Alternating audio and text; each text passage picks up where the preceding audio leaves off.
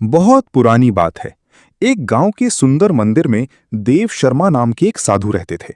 वो जितने ज्ञानी थे उतने ही भोले भी। गांव वाले उन्हें बहुत मानते थे और श्रद्धा में उन्हें खूब सारा धन और उपहार भेंट करते थे। साधु अपना सारा धन एक छोटी सी पोटली में रखते थे और उसे हमेशा अपनी कमर से बांध कर रखते थे।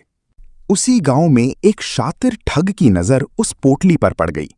उसने सोचा, साधु तो इसे कभी खुद से अलग नहीं करता, इसे चुराने के लिए मुझे इसका विश्वास जीतना होगा।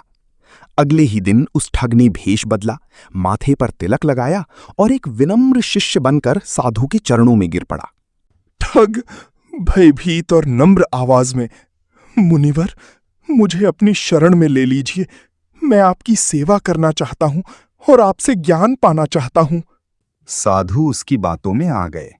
ठग दिन रात मंदिर की सफाई करता, खाना बनाता और साधु की हर आज्ञा का पालन करता।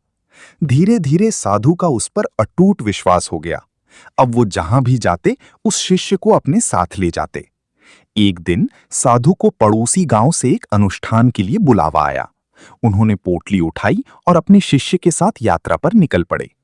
रास्ते में एक पवित्र नदी आई। साधु ने सोचा कि पूजा से पहले स्नान करना उचित होगा। उन्होंने अपनी कीमती पोटली निकाली, उसे एक पत्थर पर रखा और शिष्य से बोले, वत्स, मैं स्नान करके आता हूं, तुम इस पोटली का ध्यान रखना। ठग को तो इसी पल का इंतजार था। जैसे ही साधु नदी की लहरों में डूबे, ठग ने झट से पोटली उठाई और जंगल के रास्ते हवा हो गया। जब साधु बाहर आए तो न वहां पोटली थी और ना ही उनका प्रिय शिष्य। साधु सब समझ गए। उन्हें अपनी पोटली खोने का उतना दुख नहीं था जितना दुख एक विश्वास के टूटने का था। वो वापस मंदिर आए और शांत मन से ध्यान में बैठ गए। उन्होंने आज एक बहुत बड़ा सबक सीखा था।